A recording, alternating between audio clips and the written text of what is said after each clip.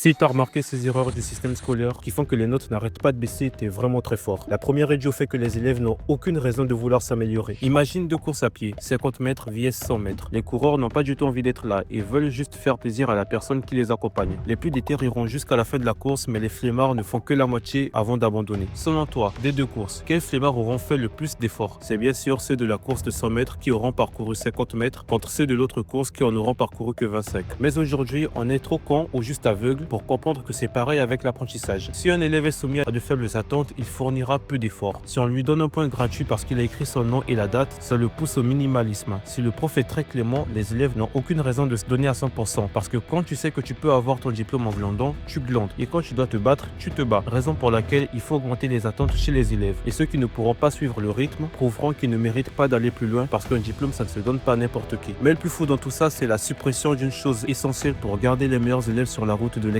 Je trouve quand même étonnant que dans un monde où on classe tout, pays, entreprise, école, équipe de foot, on refuse de préparer les élèves à cette compétition parce qu'apparemment le classement humilie et stigmatise. Et ça, c'est même pas moi qui le dis, c'est la science. En 1968, un psychologue américain nommé Edwin Locke a démontré par des expériences que fixer des objectifs clairs et difficiles à atteindre motive un individu à fournir plus d'efforts. Donc, quand un élève a 5 sur 20, au lieu de lui dire c'est pas grave, les notes c'est pas important, c'est diabolique, on devrait plutôt lui dire regarde ceux qui ont eu 20, ils ont bossé plus que toi, alors fais comme eux. Ce n'est pas de la méchanceté, c'est la réalité. Il ne mourra pas en entendant ça, il va juste comprendre que